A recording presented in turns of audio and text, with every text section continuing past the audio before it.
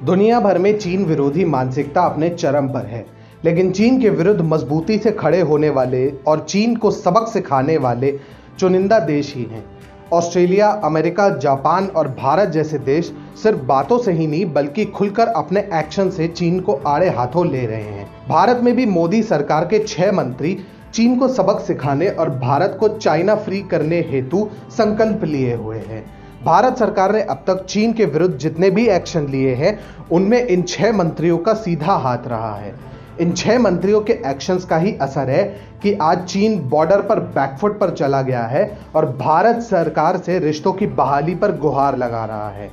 इन 6 मंत्रियों में सबसे प्रथम नाम आता है केंद्रीय कानून एवं आईटी मंत्री रविशंकर प्रसाद का।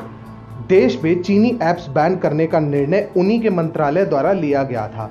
भारत सरकार द्वारा हाल ही में टिकटॉक, शेयरिट और यूसी ब्राउजर जैसे चीनी ऐप्स प्रतिबंधित हुए।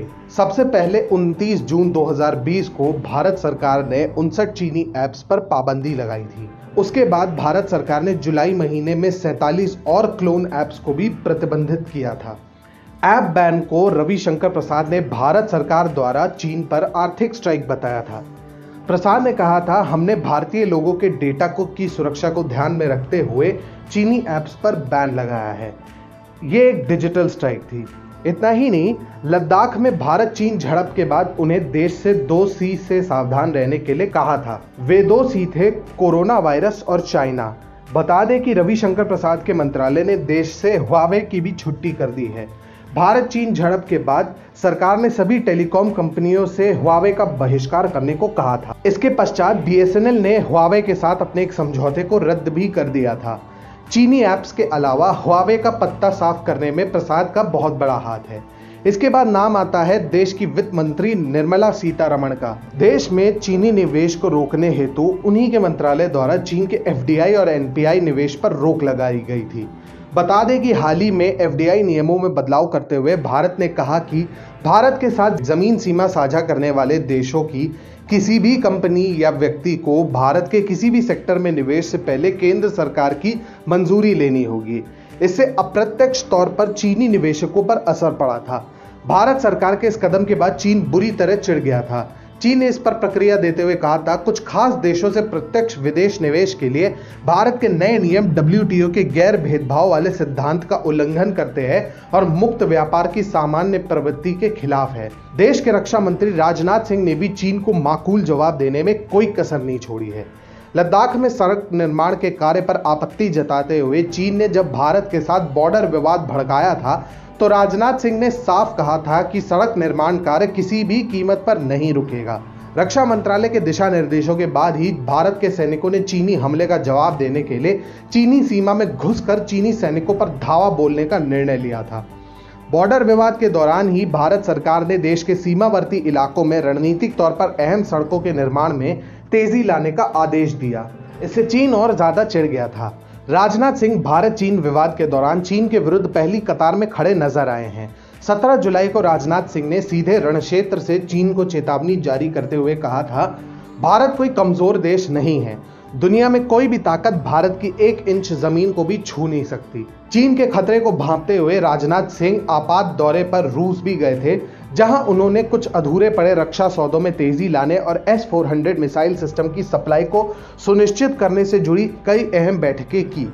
ऐसे में देश के रक्षा मंत्री भी चीन को सबक सिखाने में सबसे आगे रहे हैं।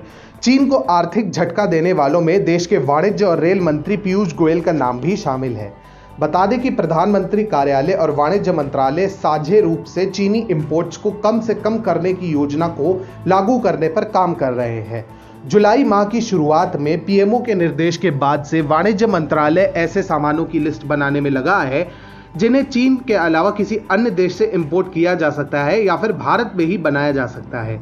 इतना ही नहीं, रेल मंत्री पीयूष गोयल के नेतृत्व में भारतीय रेल ने भी चीन के विरुद्ध कई बड़े कदम उठाए हैं।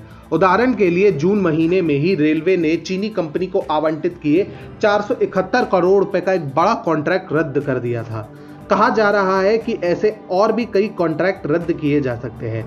अगर भारतीय रेल की ही बात करें तो कई बड़े कॉन्ट्रैक्ट चीनी कंपनियों को दिए जाते रहे हैं।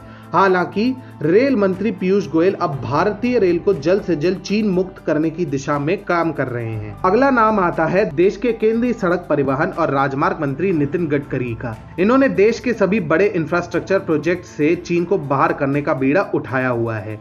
जुलाई माह की शुरुआत में ही उन्होंने बड़ा ऐलान करते हुए कहा था, भारत की राजमार्ग परियोजनाओं में चीन की कंपनियों को हिस्सा लेने की इजाजत नहीं दी जाएगी।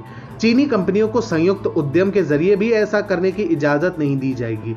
दरअसल कई चीनी कंपनियां देश के हाईवे प्रोजेक्ट में सीधे या पार्टनरशिप में काम कर रही हैं, लेकिन अब इस क्षेत्र में चीनी कंपनियों की एंट्री बंद कर दी गई है। केंद्रीय मंत्री गडकरी ने तब कहा था कि सरकार यह सुनिश्चित करेगी कि सूक्ष्म, लघु और मध्यम उद्योग सेक्टर में भी चीन के निवेशक प्रवेश ना कर पाए।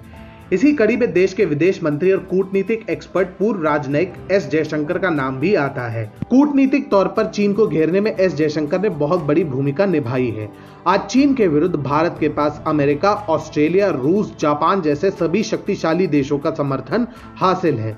दूसरी ओर चीन भारत के विरुद्ध अकेला खड़ा दिखाई देता है। चीन ने यूएन जनरल असेंबली से लेकर यूएन सिक्योरिटी काउंसिल तक में भारत को घेरने का प्रयास किया और भारत के खिलाफ जमकर प्रोपेगेंडा चलाया। हालांकि जयशंकर की कूटनीति के सामने सब निरर्थक हो गया। आज यदि भारत को डेमोक्रेसी 10, G7 और अन्य बड़े मंचों पर शामिल करने की बात की जा रही है, तो इसमें जयशंकर की शानदार कूटनीति का बहुत बड़ा हाथ है। भारत पर आज पूरी दुनिया का विश्वास बढ़ा है और चीन के साथ विवाद के बाद भारत की सॉफ्ट पावर बहुत तेजी से बढ़ी है। ऐसे में एस जयशंकर की जितनी तारीफ की जाए उतनी कम है। भारत सरकार चीन के विरुद्ध कदम उठाने में सबसे आगे रही है।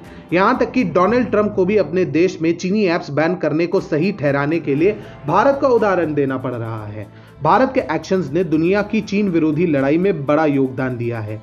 ऐसे में भारत के इन मंत्रियों की भूमिका को बिल्कुल भी नजरअंदाज नहीं किया जा सकता।